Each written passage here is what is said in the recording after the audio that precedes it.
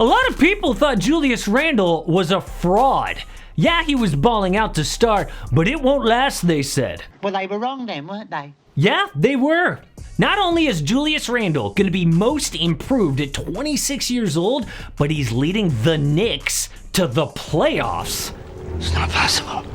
Not probable. Oh, and on top of that, some fans are saying they don't even miss Kristaps Porzingis. We'll see about that. But either way, Julius was bouncing from team to team, becoming an afterthought in the league. This video explains how Kobe Bryant changed everything, and if Randle is now better than KP. Yo, it's AM Hoops. I am Casey. Hit subscribe if you like this video. And we've got 2 member shoutouts. One is to Malail Sustov, and the other is to a guy named iPro Ryan. Last week, Julius Randle dominated the Mavs with KP on the floor, so it's become trendy to say he is the better player. I will explain the truth about that, but first, how did we get here? I mean, Julius had a really rough start with the Lakers, and most people thought he was done developing. And I get it, most of us are obsessed with the overnight star.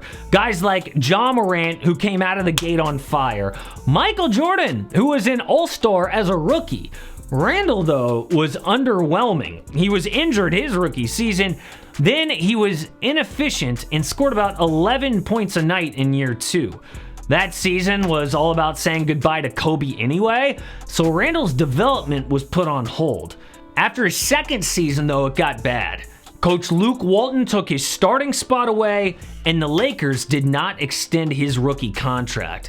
That was a gut punch to a guy who was a top 7 pick and had just had his first child. This was around the time that the Lakers were picking in the lottery every season, and people freaked out when the young guys didn't become instant stars. Spoiler alert, they're all balling out now. And it makes sense when you look back at those Laker teams why Julius did not develop.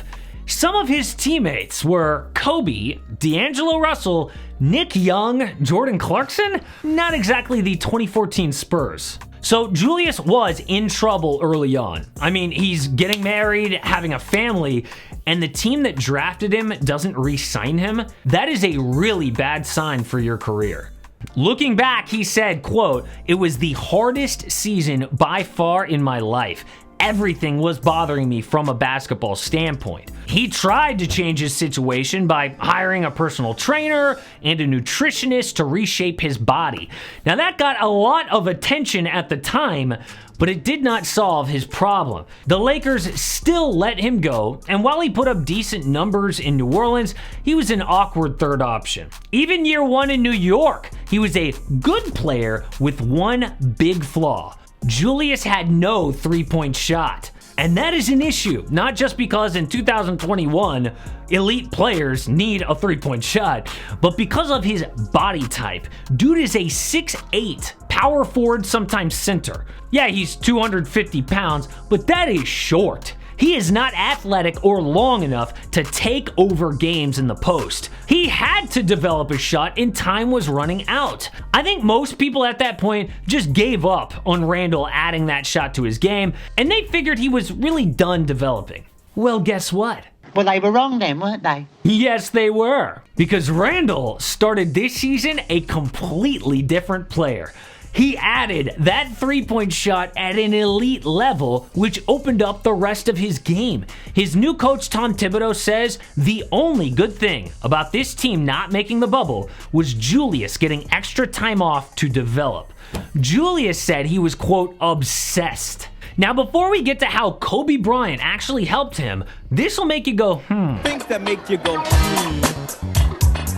Julius Randle was a career 29% three-point shooter, taking just 1.5 threes per game. Those are some of the worst stats in the league. Last year felt like a low point at 27%, but this season, that skyrocketed to over 40%. He is shooting a ton of threes and a better percentage than Seth Curry, Danilo Gallinari, and Duncan Robinson. It's not possible. not probable. But maybe not, considering who he channeled doing work. Julius says during his first 2 years playing with Kobe, he taught him a lesson that saved his career. Kobe said Julius should always go to a local gym no matter what time they landed in a city. Even if the plane touched down at 3 a.m., gym first, hotel second. Well, one day after Kobe passed, the Knicks landed in Detroit, and Julius had arranged for a local high school to stay open real late. The high school athletic director was waiting for him in the gym, and he said, "I'm impressed.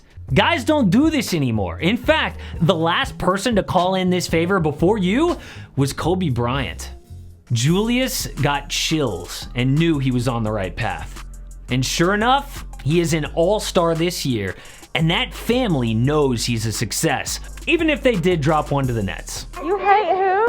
I hate those. You hate them?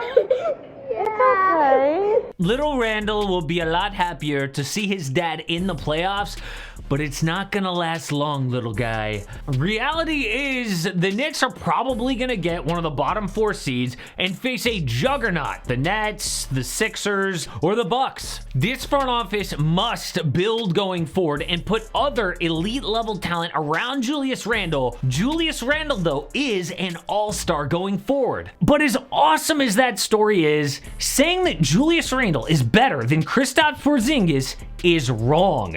KP is a matchup nightmare at 7'3", and he's been league average or better from downtown his entire career. People are just watching Randle break out and comparing that to Porzingis, off an injury and as the number 2 option on his team. KP plays behind Luka in that offense, and he's been an all-star. 60 games of this new Julius Randle is impressive, but it is not enough to say he is the better player. The reason people are comparing them is the Knicks traded Porzingis, and they got cap space to sign KD and Kyrie, but they got Julius Randle instead. Now, instead of enjoying this awesome story and the playoffs, Knick fans have to shout on Twitter, "They didn't lose the trade. Randle's better than Kristaps." Stop. That is not the lesson here. The lesson is that some players take a while to develop. Other late bloomers in NBA history are legends like Steve Nash, Chauncey Billups, Kyle Lowry. All those players broke out late and stayed on top. We don't know about Julius yet, but we do know this year has been amazing, and the Knicks are not going to be in the draft lottery for the first time in 6 years. Congrats to you guys, but this video shows who is going to be in the lottery. It is our first mock draft 1.0. Do the Timberwolves and Rockets keep their picks? And who goes with picks 1, 2, and 3?